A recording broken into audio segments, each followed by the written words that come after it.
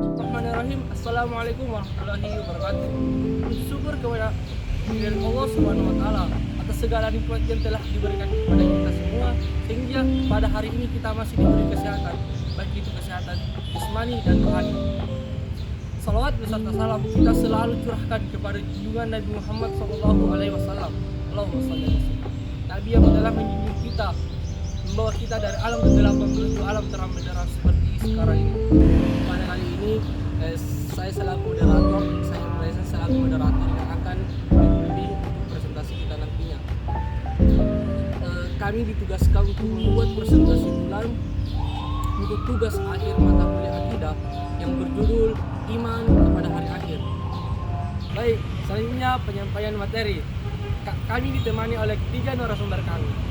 Perkenalkan, nama saya Siti Syahrafia sebagai narasumber pertama. Perkenalkan, nama saya Juriati sebagai narasumber kedua. Perkenalkan, nama saya Robiatul Adawiyah sebagai narasumber ketiga. Untuk itu saya serahkan kepada narasumber pertama. Pengertian iman kepada hari akhir.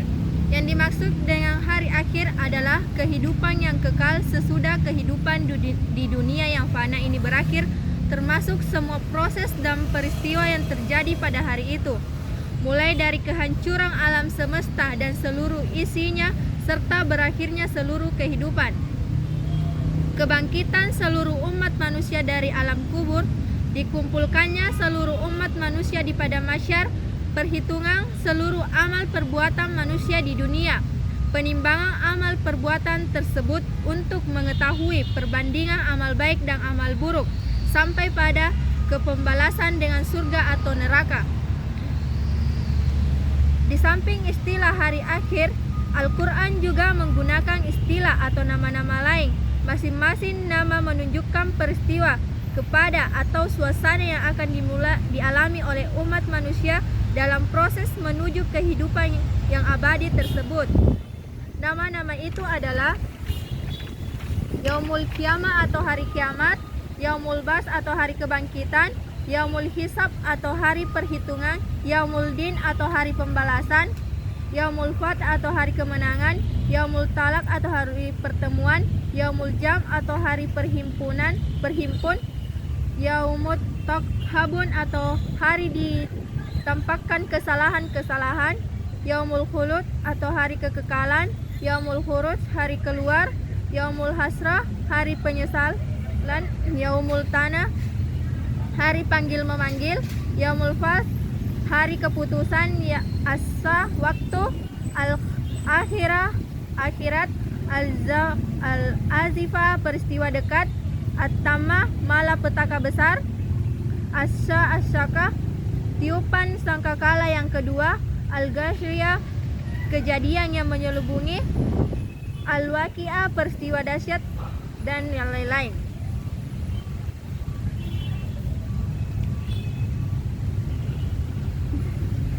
Sedangkan istilah al-yawm al-akhir terdapat antara lain dalam surah Al-Baqarah ayat 117.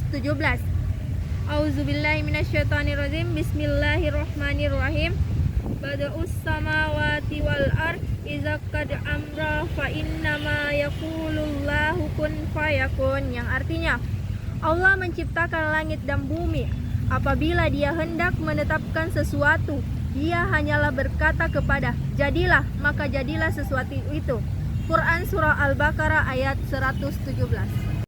Baik, untuk selanjutnya kita beralih kepada narasumber yang kedua. Proses dan peristiwa hari akhir. Yang dimaksud dengan proses dari peristiwa hari akhir adalah kronologis peristiwa yang akan dilalui oleh umat manusia pada hari akhir nanti, mulai dari kiamat sampai dengan pembalasan dengan surga atau neraka. Tapi seperti yang sudah dijelaskan pada pasal sebelumnya, pembahasan akan kita mulai dari alam kubur, yaitu alam transisi dari alam dunia menuju alam akhirat. Yang pertama yaitu alam kubur. Yang dimaksud dengan alam kubur bukanlah semata kuburan, tetapi alam yang dimasuki oleh setiap orang yang meninggal dunia, apakah dia dikuburkan atau tidak dikuburkan, seperti jasad Fir'aun. Meskipun sampai sekarang masih utuh sebagai mumi dan disimpan di Museum Tahrir Kairo, Mesir, namun tetap tidak bisa terbebas dari alam kubur. Begitu juga jasad-jasad lain, baik yang utuh maupun yang hancur bagai tepung, tetap memasuki alam kubur. Yang kedua yaitu kiamat. Kiamat pasti terjadi, tapi tidak seorang pun yang tahu termasuk Nabi dan Rasul kapan akan terjadi.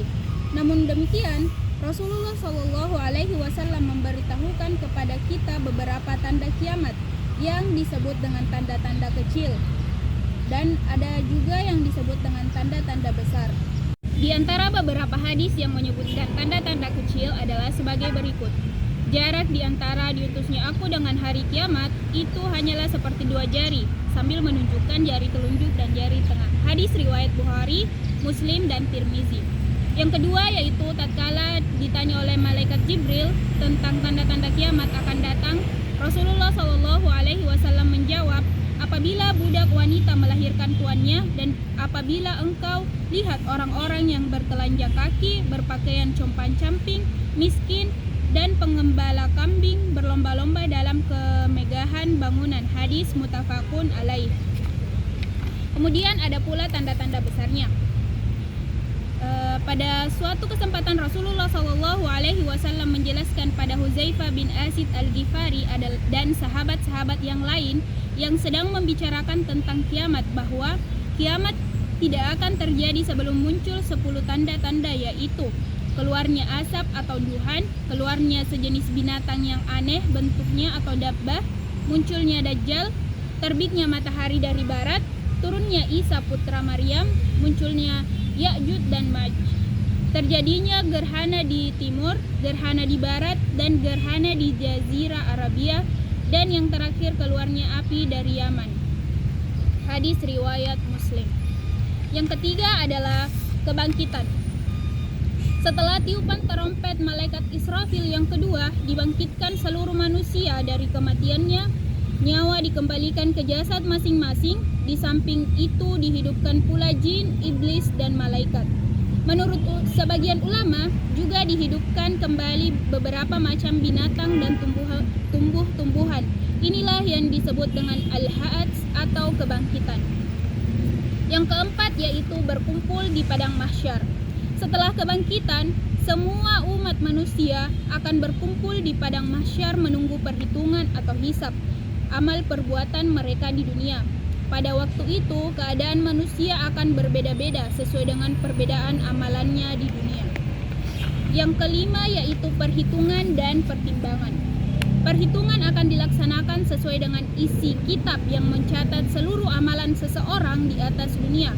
Cara menyerahkan kitab kepada masing-masing orang berbeda. Ada yang menerima dari kanan dan depan, dan ada yang dari kiri dan belakang. Perbedaan tersebut mengisyaratkan perbedaan nasibnya di akhirat. Pada hari perhitungan itu, mulut tidak lagi bisa memberikan jawaban yang tidak benar, karena seluruh tubuh akan menjadi saksi. Kemudian setelah dilakukan perhitungan, al-hisab, dilakukan penimbangan atau al-wazn. Siapa berat timbangan kebaikannya akan masuk surga, sedangkan siapa yang berat timbangan kejahatannya akan masuk neraka.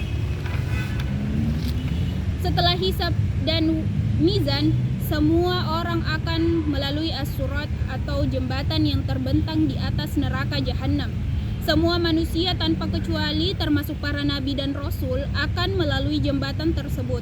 Siapa yang berjalan secara lurus atau istiqomah di jalan Allah di dunia Islam, maka ia akan berjalan pula dengan lurus atau selamat melewati jembatan tersebut.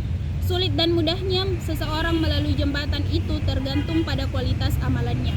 Kemudian yang keenam adalah pembalasan.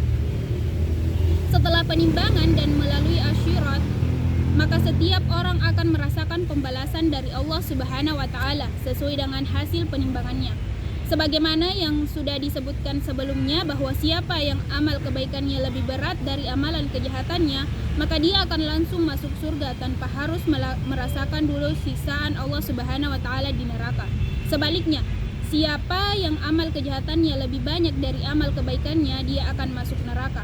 Kalau dia orang yang beriman dan tidak mempersekutukan Allah Subhanahu wa taala, maka setelah masa hukumannya habis di neraka, dia akan dikeluarkan dan dimasukkan ke dalam surga.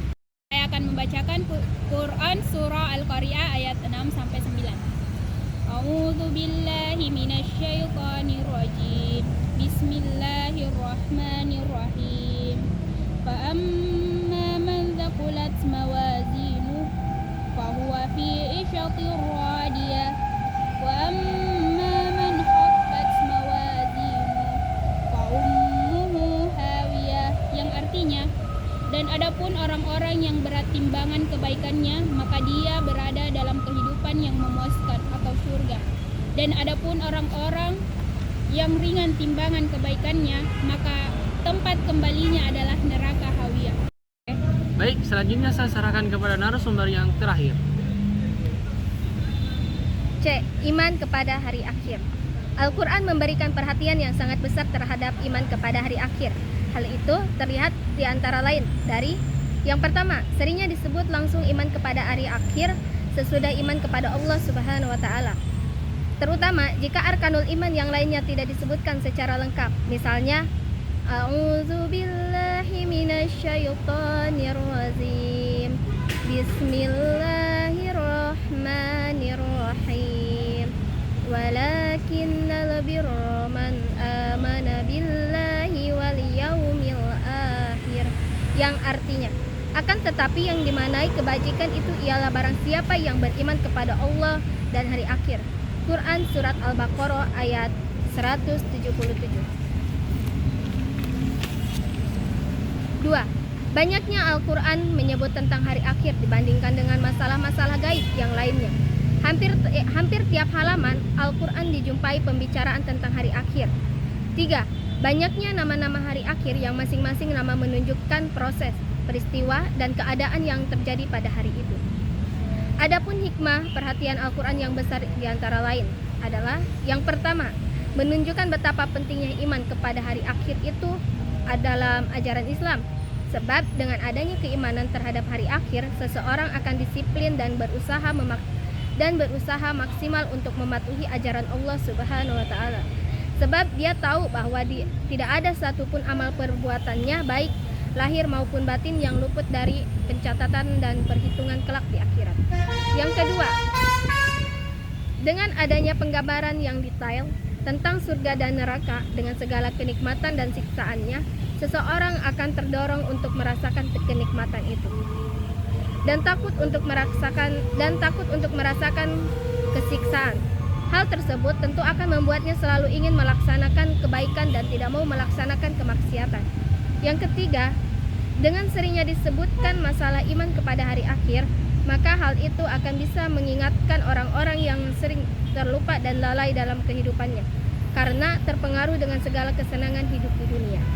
Yang keempat, dapat menyebutkan masalah hari akhir secara detail, diharapkan dapat mematahkan argumentasi para penentangnya atau mematahkan dalil-dalil yang sebenarnya tidak ilmiah dari orang-orang yang tidak percaya dengan adanya hari akhirat. Sebagai penutup pada bab hari akhir ini, ada baiknya kembali kita mengingat bahwa seorang mukmin wajib beriman kepada hari akhir dengan segala proses, peristiwa, dan keadaan yang terjadi pada hari itu, sesuai dengan apa yang telah diberitakan di dalam Al-Quran dan Sunnah Rasulullah Sallallahu Alaihi Wasallam, mengurangi dan menambah-nambahkannya.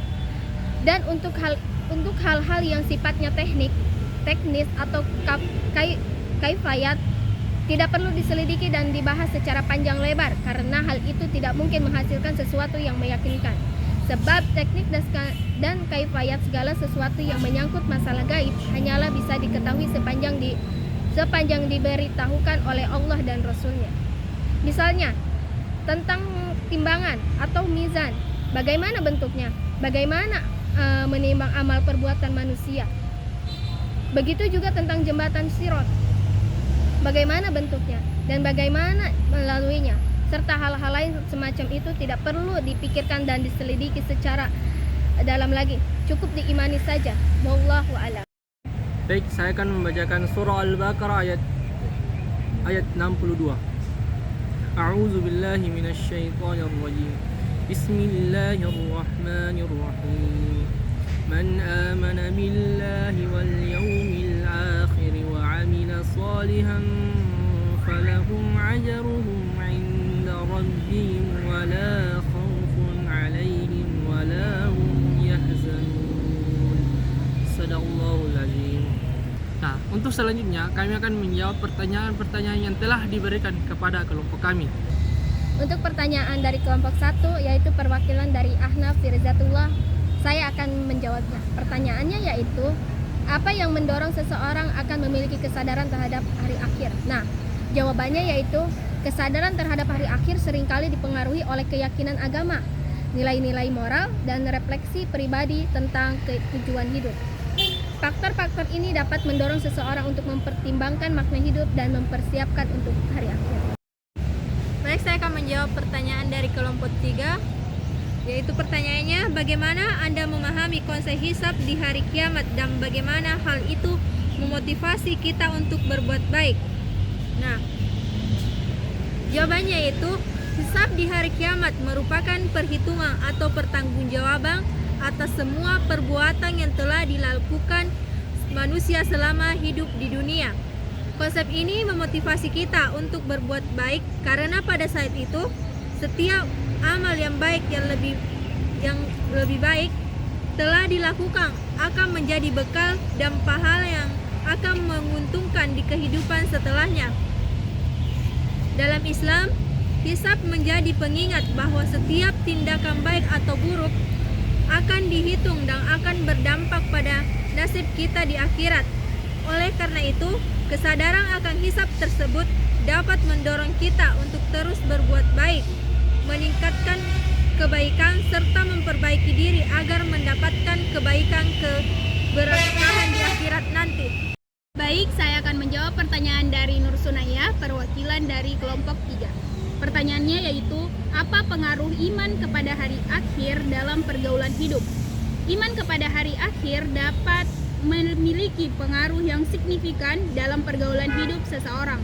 Keyakinan ini dapat memotivasi individu untuk menjalani hidup sesuai dengan ajaran agamanya, mengutamakan nilai-nilai moral, dan memperhatikan akibat perbuatan mereka di dunia ini dan di akhirat. Pentingnya hari akhir dalam keyakinan agama juga dapat memotivasi individu untuk melakukan amal kebaikan, bersedekah, serta menjauhi perbuatan yang dianggap maksiat. Kesadaran akan mempertanggungjawaban di akhirat dapat membentuk perilaku dan sikap hidup yang lebih etis dan bertanggung jawab. Nah, baik. Nah, untuk kelompok 4, saya akan menjawab pertanyaan dari saudari Halimah. Nah, bagaimana konsep surga dan neraka dalam Islam memotivasi Anda untuk mengembangkan keimanan dan berusaha untuk kebaikan dalam hidup ini? Konsep surga dan neraka dalam Islam menekankan pentingnya amal perbuatan dan kebaikan dalam kehidupan. Gagasan tentang pahala surga dan siksa neraka bisa menjadi motivasi untuk terus berbuat baik, menjauhi hal buruk, dan menguatkan iman karena keyakinan bahwa segala tindakan akan dihitung di akhirat. Nah, ini membantu saya untuk selalu mencari cara dalam berkembang dan dalam berbuat kebaikan sehingga iman saya menjadi agar kuat. Pertanyaan Salwah dari kelompok 6. Bagaimana iman kepada hari kiamat dapat mempengaruhi perilaku dan moral seseorang? Iman kepada hari kiamat dapat mempengaruhi perilaku moral seseorang dengan memberikan kesadaran akan pertanggungjawaban atas perbuatan. Nah, keyakinan akan hari kiamat mendorong seseorang untuk bertindak adil, menjaga kebaikan, dan menghindari perbuatan buruk karena mereka percaya bahwa di akhirat segala amal akan dinilai. Hal ini memotivasi individu untuk hidup dalam moralitas yang tinggi dan bertanggung jawab atas tindakan mereka. Baik, terima kasih. Oke. Nah, dari kesimpulan makalah yang telah kami presentasikan, yaitu kepada iman kepada hari akhir, saya sebagai moderator menyimpulkan bahwa hari akhir atau hari kiamat adalah kehidupan yang kekal. Sudah sesudah kehidupan di dunia yang fana ini berakhir, termasuk semua proses dan peristiwa yang terjadi. Proses hari akhir ini dimulai dari alam kubur, di mana di alam itu adalah proses transisi dari alam dunia menuju alam akhirat. Nah, selanjutnya kiamat, di mana saat itu adalah hari kehancuran dan kejadian itu tidak ada yang tahu pasti kapan terjadinya. Nah, kemudian hari kebangkitan. Hal ini adalah proses dibangkitnya seluruh manusia dari kematiannya. Setelah kebangkitan, semua manusia akan dikumpulkan di padang mahsyar menunggu perhitungan amal perbuatan mereka di dunia. Lalu ditimbang pula amal manusia yang dilakukan dengan seadil-adilnya oleh Allah yang Maha Adil. Nah, kemudian setelah penimbangan dan melalui asyirat, maka setiap manusia akan merasakan pembalasan atas apa yang telah diperbuat selama hidup di dunia. Seorang mukmin wajib beriman kepada hari akhir dengan segala proses dan kejadian yang terjadi pada hari itu.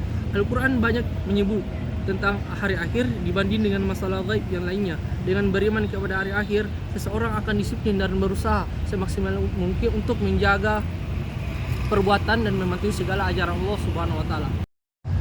Baik, sekian dari presentasi kelompok kami. Billahi fisabilil haq, fastabiqul khairat. Assalamualaikum warahmatullahi wabarakatuh.